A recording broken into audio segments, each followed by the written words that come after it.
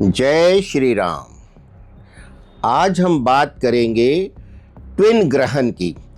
आने वाले अगले कुछ दिनों में सूर्य ग्रहण और चंद्र ग्रहण दोनों ही आ रहे हैं। 17 फरवरी 2026 मंगलवार अमावस्या के दिन कंकण सूर्य ग्रहण है, जो कि यद्यपि भारत में दृश्य नहीं है, लेकिन हमें याद रखना चाहिए सूरज तो एक ही है पूरे विश्व के लिए, और यदि वो पीड़ित होता है तो उसका प्रभाव पूरे विश्व पे आता है। और ये कंकण सूर्य ग्रहण धरती के एक बड़े भाग पे दृश्य है, विजिबल है, जिसमें South Africa, South America, Asia Pacific, Atlantic, Hind Mahasagar, Chile, Argentina, Namibia, Norway, France, Tanzania इत्यादि देश हैं। यह भारतीय समयानुसार दोपहर 3:26 पे प्रारंभ होगा और ये शाम 7:58 तक चलेगा, अर्थात इसकी अवधि काफ़ी लंबी है, 4 घंटे 32 मिनट की। यह कुंभ राशि में और धनिष्ठा नक्षत्र में हो रहा है और इस समय बड़ी ही विचित्र स्थिति बनी हुई है। मकर राशि में मंगल अपनी उच्च राशि, साथ में चंद्रमा शशि मंगल योग धनिष्ठा नक्षत्र में बना रहे हैं और धनिष्ठा नक्षत्र का विस्तार कुंभ राशि में भी होता है।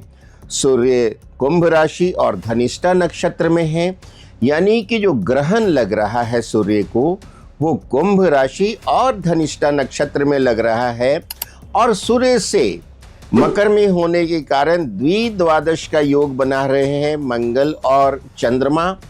और जो शनिदेव हैं वो मीन राशि में होने के कारण सूर्य के साथ द्विद्वादश का योग बना रहे हैं, और केतु सूर्य के समसप्तक सिंह राशि में है। तो इसमें मंगल भी बहुत पीड़ित हो रहा है, धनिष्ठा नक्षत्र मंगल का बहुत पीड़ित हो रहा है। सूर्य को तो ग्रहण लग ही रहा है, यानी अगर हम देखें तो इस ग्रहण में 8 ग्रह इन्वॉल्व हैं। और अगर हम देखें देवगुरु बृहस्पति की नवम दृष्टि कुंभ राशि पे आ रही है, लेकिन जब गुरु खुद ही वक्री हैं तो वो कुछ शुभता लाने में असमर्थ हैं।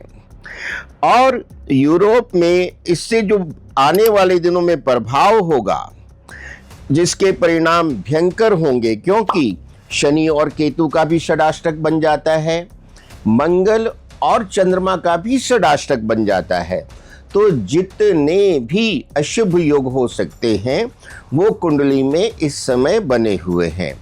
आने वाले 1 महीने के अंदर जबरदस्त कोई प्राकृतिक आपदा पूरे विश्व में कहीं हो सकती है, जैसे कि भूकंप, सुनामी, उल्कापात, दानावल, किसी ज्वालामुखी का फटना, और कहीं किसी तरह के सांप्रदायिक दंगों की भी आशंका बनती है।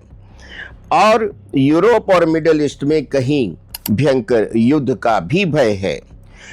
यह समय संसार के लिए और अधिकतर देशाध्यक्षों की अहंकार और दिशाहीन होने के कारण और भी जो अशुभ हो जाता है। यह ग्रहण कर्क, सिंह, तुला, वृश्चिक, कुंभ व मीन राशियों के लिए अनिष्ट है। आप लोग नहाते समय पानी में थोड़ा कच्चा दूध मिला लें, सूर्य को जल दें, गायत्री मंत्र का जाप करें, हनुमान चालीसा का पाठ करते रहें।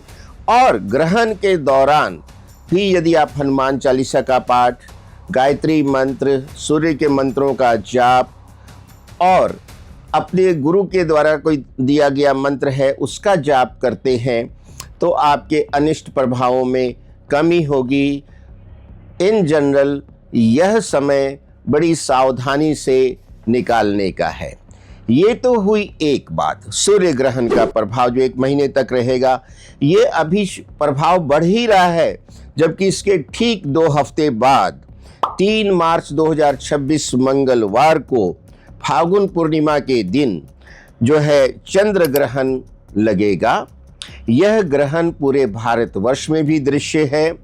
पूर्वी Europe, Asia, Australia, America, Asia Pacific, Antarctica, Atlantic और हिंद महासागर में खग्रास रूप में दिखाई देगा।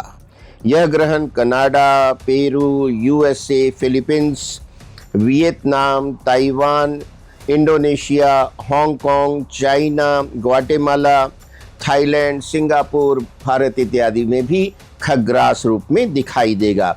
यानी ये पूरे धरती पे लगभग दिखाई देगा और इसका प्रभाव व्यापक होगा।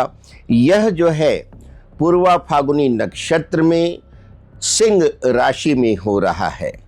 फिर जो स्थितियां बनी हुई हैं उसी तरह ये पंचग्रही जो है योग के सामने समसप्तक स्थिति है केतु की और चंद्रमा की, और जो इससे केतु से षडाष्टक बना हुआ है वो शनि का बना हुआ है।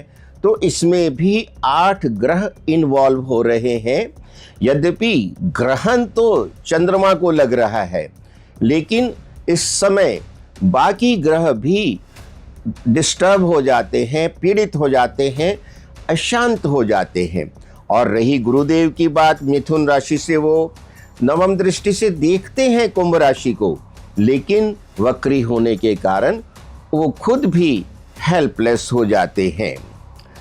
और इस समय सिंह राशि में जो है इससे समसप्तक राहु, सूर्य, बुध, मंगल हैं, जो कि बहुत ज़्यादा नेगेटिविटी जनरेट करते हैं।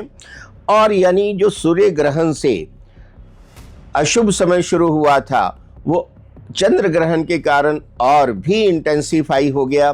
ये 3 मार्च से चलता हुआ आगे का 1 महीना और यदि हम देख लें, लेकिन इतना ही नहीं, इस दौरान 19 मार्च को चैत्र प्रतिपदा जो प्रारंभ होगी उसमें विक्रम संवत 2083 आ रहा है, जिसका नाम है रौद्र।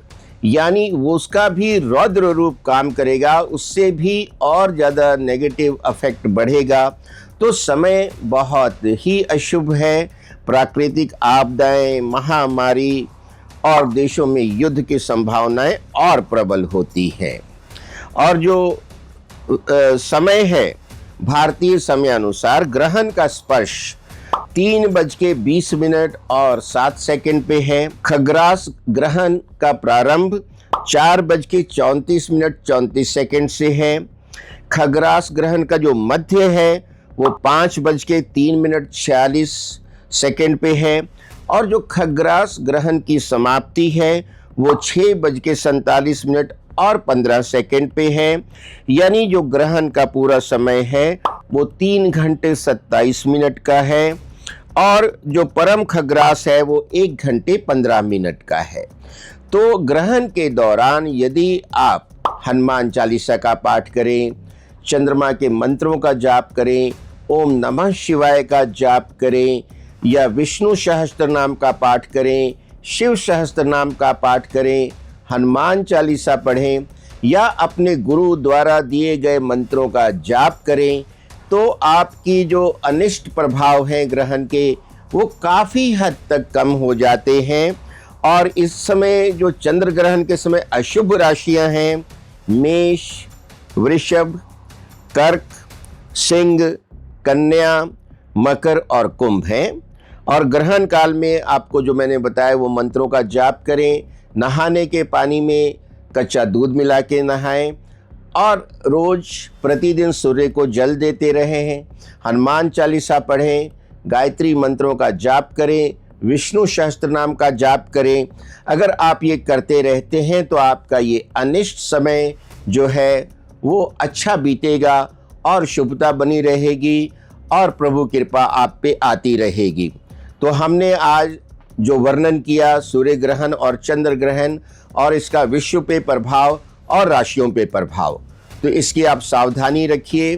कोई और जानकारी चाहते हैं तो कमेंट बॉक्स में आप कमेंट दीजिए, और हम तो यही प्रार्थना करते हैं, विश्व का कल्याण हो, प्राणियों में सद्भावना हो, सर्वे भवन्तु सुखिनः, सर्वे सन्तु निरामय। जय श्री राम।